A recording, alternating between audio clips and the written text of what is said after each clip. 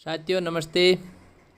साथियों, कार्यालय निदेशक माध्यमिक शिक्षा राजस्थान बीकानेर के द्वारा कार्यालय आदेश निकला है और इसमें APAR भरने के गाइडलाइन जारी की गई है कि APAR किसकी कब भरी जाएगी और किस प्रकार कौन प्रतिवेदक समीक्षक स्वीकारकर्ता की डेट क्या क्या निर्धारित है, वो सब कुछ इस वीडियो के माध्यम से हम जानेंगे। तो चैनल पर आप नए हैं तो चैनल को सब्सक्राइब कर लीजिए, बेल आइकन प्रेस करके, नीचे दिए हुए बेल आइकन को दबा करके, और वीडियो अच्छा लगे तो लाइक ज़रूर कर देना, अधिक से अधिक शेयर कर देना। मित्रों, आपका प्यार और समर्थन मिलता रहता है तो काफ़ी अच्छा लगता है। तो इसमें देखो आपके लिखा है कि लोक सेवकों द्वारा प्रतिवर्ष APAR यानी एनुअल परफॉर्मेंस अप्रेजल रिपोर्ट भरे जाने का प्रावधान है। तो APAR साथियों जो है वो जुलाई से जून के बीच में भरी जाती है, पूरी साल की, यानी कि 1 जुलाई से 30 जून तक की भरी जाती है। और इसमें जो है वो अलग अलग विभागों के लिए निर्देश थोड़े अलग होते हैं और ये हम पूरी आगे देखेंगे साथियों कि APAR कितनी अवधि तक आपने यदि कहीं अलग अलग सर्विस की है, साल में दो बार 3 बार, तो भरी जाएगी कि नहीं भरी जाएगी, तो भी मैं आपको बताऊंगा पूरा विस्तार से कैसे आपको भरनी है। प्रतिवेदन में प्रतिवेदित अधिकारी द्वारा, तो प्रतिवेदित अधिकारी जो होता है अपना प्रिंसिपल जो है वो होते हैं द्वारा निर्धारित समयावधि में नियमांतर्गत टिप्पणी मूल्यांकन किया जाता है। इस संबंध में विभाग द्वारा समय समय पर परिपत्र आदेश प्रसारित किए जाते रहे। इसी क्रम में आपके विभाग के समस्त, यहाँ पर देखो लिखा है कि विभाग के समस्त जो है वो लोक सेवक, प्रतिवेदक, समीक्षक और स्वीकारकर्ता अधिकारी अग्रांकित समय सारणी के अनुसार शाला दर्पण पोर्टल के APAR मॉड्यूल माध्यम से 17-22-23 के वार्षिक कार्य मूल्यांकन प्रतिवेदन का ऑनलाइन प्रविष्टि का कार्य अग्रांकित निर्देशों की पालना के साथ किया जाना है। तो इसके लिए यहाँ पर देखो आपके समस्त जो है वो दिए हुए हैं कि किस प्रकार कैसे किसको भरना है। समस्त लोक सेवक, कनिष्ठ सहायक से प्रधानाचार्य वर्ग, प्रतिवेदक, समीक्षक और स्वीकारकर्ता।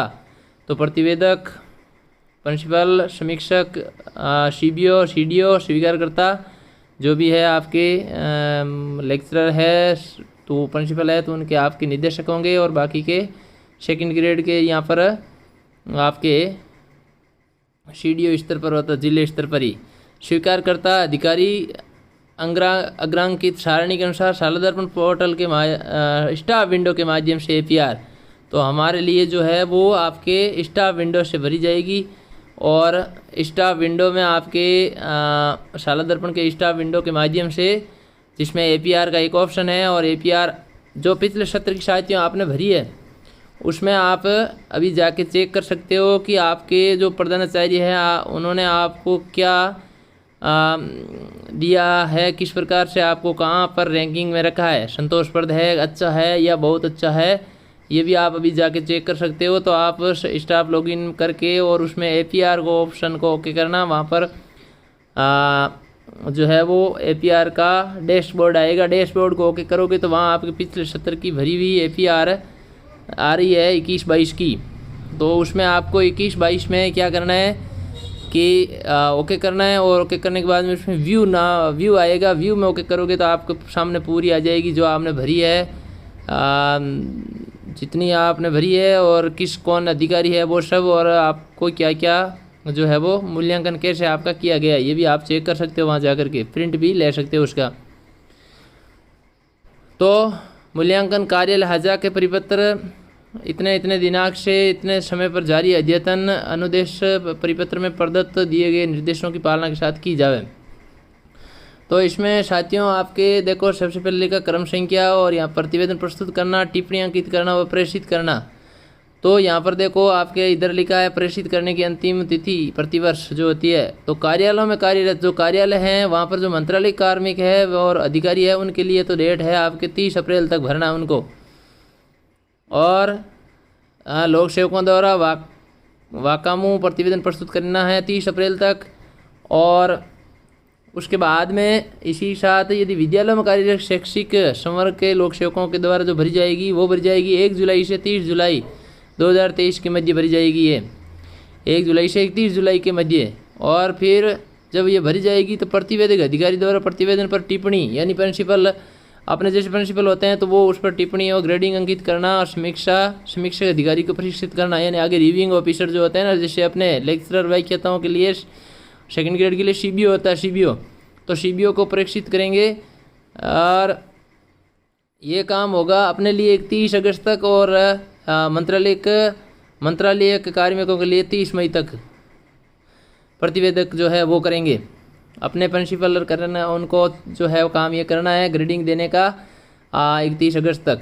उसके बाद में देखो मित्रों, जब सीबीओ स्तर पर भेज दी जाएगी तो सीबीओ अधिकारी प्रतिवेदन पर टिप्पणी ग्रेडिंग अंकित करना और स्वीकार करता अधिकारी को प्रेषित करना। तो जैसे स्वीकार करता है एक्सेप्टिंग ऑफिसर जो है वो है अपने सेकंड ग्रेड और फर्स्ट ग्रेड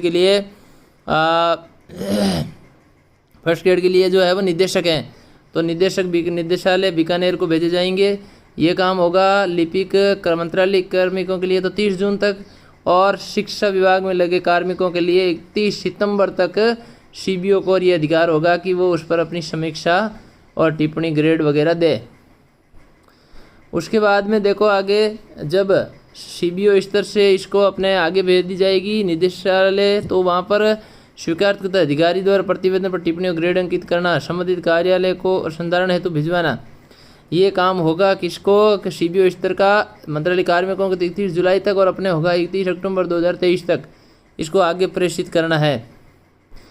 तो इस प्रकार ये ऐसे इसको भरना है। और ये अपने जो है वो स्टाफ विंडो की शाला दर्पण से भरी जाएगी, स्टाफ विंडो से भरनी है। और इसमें आपके देखो इस प्रकार आपको यहाँ पर ये लिखा है कि जिला शिक्षा अधिकारी और इससे उच्च अधिकारी गण है। तो जिला शिक्षा अधिकारी और उच्च अधिकारी गण हैं, उनके जो भरने के निर्देश हैं वो एपीआर राजगाज, तो एसएसओ आईडी में राजगाज पोर्टल के माध्यम से ऑनलाइन करनी है उनको।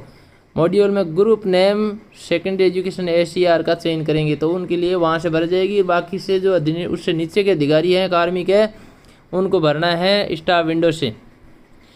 इसके बाद देखो बिंदु संख्या 2 क्या लिखा है कि लोक सेवक अपना शाला दर्पण के स्टाफ विंडो के माध्यम से एपीआर ऑनलाइन करने से पूर्व अपने समस्त सूचना, नाम, तिथि, जन्म तिथि, आईडी, एम्प्लॉय आईडी, पदस्थापन, विषय आदि का भलीभांति जांच कर लें। यदि इसमें कोई संशोधन अपेक्षित है तो सर्वप्रथम शाला दर्पण के प्रपत्र 10 में आवश्यक संशोधन कार्रवाई करके ही अपनी एपीआर ऑनलाइन करें। तो ये यदि कोई आपके प्रपत्र 10 में मिस्टेक है या गलती है तो उसको सुधार कर लें, उसके बाद में भरें। लोक सेवक की जिम्मेदारी होगी कि अपने मूल पद समर के अनुसार एपीआर की अवधि और प्रतिवेदन का चयन करते हुए वर्ष में के कार्य मूल्यांकन प्रतिवेदन के अनुक्रम में चैनल अनुसार नियम अंतर्गत संबंधित अवधि के प्रतिवेदक, समीक्षा अधिकारी और स्वीकारकर्ता अधिकारी नियत करते हुए संबंधित प्रतिवेदक को निर्धारित समय अवधि में अपना प्रतिवेदन ऑनलाइन प्रदर्शित करें। तो जो अपने दिनांक दे रखी है उसके अनुसार ही ये भरना है। प्रतिवेदी अधिकारी यानी कि प्रिंसिपल आदि जिम्मेदारी होगी कि वे लोक सेवक से प्राप्त ऑनलाइन रिक्वेस्ट में आवेदन का प्रकार, अवधि और उसके द्वारा नियत संबंधित अवधि के प्रतिवेदक, समीक्षक और स्वीकारकर्ता अधिकारी के नाम का सत्यापन वेरिफिकेशन निदेशालय के परिपत्र 23/11/2020 अद्यतन चैनल के अनुसार करें। यदि आवेदन में किसी प्रकार की त्रुटि पाई जाती है तो कारण सहित लोक सेवकों को ऑनलाइन पुनः लौटाई जाए। प्रतिवेदन सही होने की स्थिति में प्रतिवेदक अधिकारी नियत तिथि समय में टिप्पणी मूल्यांकन अंकन कर समीक्षा अधिकारी प्रेषित करें। यानी कि प्रिंसिपल प्रतिवेदक मतलब प्रिंसिपल जो है अपने उसको करेंगे, हेडमास्टर है या प्रिंसिपल है तो वो उसको टिप्पणी करके आगे सीबीओ को, रिव्यूइंग ऑफिसर यानी जो सीबीओ स्तर पर है उसको आगे सेंड करेंगे निर्धारित तिथि तक। 5 पॉइंट है। प्रतिवेदक अधिकारी ये सुनिश्चित करें कि प्रतिवेदन के भाग 2 में बिंदु संख्या 1 से 2 तक में की गई अभिव्यक्तियों और बिंदु संख्या 5 में किए गए समग्र मूल्यांकन में एक रूपता होनी चाहिए। प्रतिवेदन में प्रतिकूल प्रविष्टि का इंद्राज प्रतिवेदक और समीक्षा अधिकारी उस समय तक नहीं करें जब तक कि प्रतिकूल प्रविष्टि के साक्ष्य में उनके पास पर्याप्त ठोस प्रमाण न हो। तो यदि कोई प्रिंसिपल या कोई अधिकारी उसके विरोध में असंतोषप्रद टिप्पणी करता है तो उसके पास ठोस कारण होना चाहिए, बिना कारण के वो नहीं कर सकते ऐसा। जिन कारणों से प्रतिकूल प्रविष्टि की जा रही है उससे संबंधित दस्तावेजों को मॉड्यूल के माध्यम से अन्य रूप से अपलोड करें। यदि असंतोषप्रद आप कर रहे हैं टिप्पणी तो उसका ऑनलाइन ही मॉड्यूल पर ही आपको दस्तावेज अपलोड भी करना पड़ेगा तथा प्रतिकूल प्रविष्टि करने का औचित्य में संबंधित दस्तावेज समक्ष स्तर से मांगे जाने पर उपलब्ध करवाने होंगे। तो कोई भी प्रिंसिपल है या अन्य अधिकारी है वो नहीं करें, और करें तो उसका अपने पास प्रूफ रखें, ठोस प्रूफ रखें। यदि प्रतिवेदन पर प्रतिवेदन जो भर रहा है कार्मिक प्रतिवेदक समीक्षक और स्वीकार करता है अधिकारी द्वारा उत्कृष्ट ग्रेडिंग दी गई है। यदि कोई जैसे मान लो इसमें 4 प्रकार की ग्रेडिंग है, 5 प्रकार की, उत्कृष्ट है, बहुत अच्छा है, अच्छा, संतोषप्रद और संतोषप्रद, तो उसमें उत्कृष्ट ग्रेडिंग दी जाती है। तो उसका भी उसको कारण प्रतिवेदन में अवश्य उल्लेख करना होगा कि किस कारण उसको उत्कृष्ट ग्रेडिंग दी गई है। कार्मिक विभाग के परिपत्र दिनांक 12/10/2009 के अनुसार उच्च अधिकारीगण जो समीक्षक जैसे CBO है, स्वीकारकर्ता जैसे निदेशक है या CDO है को प्रतिकूल प्रविष्टियों और अप्रविष्टियों को निम्नगत क्रमोन्नत डाउन ग्रेड और अपग्रेड करने की स्थिति में मूल्यांकन के साथ साथ समय की टिप्पणियों के बारे में सकारण विवरण आवश्यक रूप से अंकित करना चाहिए। उस अधिकारीगण जो समीक्षक स्वीकृत किसी प्रतिवेदन पर प्रतिवेदक समीक्षक अधिकारी द्वारा किए गए समग्र मूल्यांकन उस स्थिति में परिवर्तित करें जब उससे प्रतिवेदक और समीक्षक अधिकारी द्वारा किए गए मूल्यांकन को परिवर्तित करने के उसके पास ठोस प्रमाण है। यानी इसका तात्पर्य ये हुआ साथियों कि यदि एक्सेप्टिंग ऑफिसर जो जैसे आप CDO है या जो जिला स्तर पर और या फिर आपके जो निदेशक महोदय हैं वो उसको रिव्यूइंग ऑफिसर और प्रतिवेदक ऑफिसर को कभी जो कारण है असंतोषप्रद को तभी चेंज कर सकते हैं जब उनके खुद के पास एक्सेप्टिंग ऑफिसर के पास में जो है उसका ठोस प्रमाण और कारण है तो ही कर सकते हैं। आगे देखो ये एक महत्वपूर्ण है, 3 माह से कम अवधि का ऑनलाइन प्रतिवेदन भरने और पूर्ति करने की आवश्यकता नहीं है। यदि आपने किसी जगह पर 3 माह से कम सर्विस की है और फिर ट्रांसफ़र हो गया या आप किसी कारण से वहाँ से दूसरी जगह पर चले गए हैं तो 3 माह से कम होने पर 90 दिन होने चाहिए, उससे कम यदि है आपके तो आप वहाँ की ऑनलाइन प्रतिवेदन भरने की आवश्यकता नहीं है। APAR 3 माह और उससे अधिक है तो ही वहाँ की भरी जानी है, बाकी उसको नहीं भरना है। इसके बारे में आगे और वीडियो डाल दिया जाएगा जिसमें समस्त निर्देशों की जानकारी भी दी जाएगी कैसे भरना है। अध्ययन अवकाश आदेशों की प्रतीक्षा, निलंबित अवधि में उस अवधि का ऑनलाइन प्रतिवेदन नहीं भरा जाए तो उसका प्रतिवेदन नहीं भरना है। कार्यालय हाजा के आदेश दिनांक 18/22 के प्रदत्त निर्देश अनुरूप NRC हेतु ऑनलाइन आवेदन करें। आगे लिखा है कि जिन वर्षों की APR को ऑनलाइन करने की प्रक्रिया तय की गई है उन वर्षों APR ऑफलाइन स्वीकार नहीं, तो ऑफलाइन कुछ नहीं होगा, सब कुछ ऑनलाइन ही होगा। एक लोक सेवक ये करते हुए कि वे अपनी APR निर्धारित समय सारणी के अनुसार प्रतिवेदक अधिकारी को प्रेषित करें। यानी कि आपके जो भी अधिकारी हैं DDO, उनको प्रतिवेदक का मतलब DDO अधिकारी यानी कि चाहे हेडमास्टर है या चाहे प्रिंसिपल है उनको प्रेषित कर दें आप समय पर अपने स्टाफ लॉगिन से भर करके। समय पर अपनी APR प्रस्तुत नहीं करने में लोक सेवक यदि भविष्य में आने वाले किसी भी लाभ से APR के कारण परिवंचित रहता है तो यह स्वयं खुद उसकी कार्मिक की जिम्मेदारी होगी। तो इस प्रकार इसका भी आप ध्यान रखें। फिर देखो सेवानिवृत्त होने वाले प्रतिवेदक समीक्षक अधिकारी की यह व्यक्तिगत जिम्मेदारी होगी कि उनके अधीन कार्यरत से लोक सेवकों जिन्होंने संबंधित वर्ष में कम से कम 3 माह से अधिक समय तक कार्य किया हो उनके प्रतिवेदनों पर नियम अंतर्गत टिप्पणी मूल्यांकन का अंकन कर संबंधित समीक्षा और स्वीकार करते अधिकारी को प्रेषित करेंगे।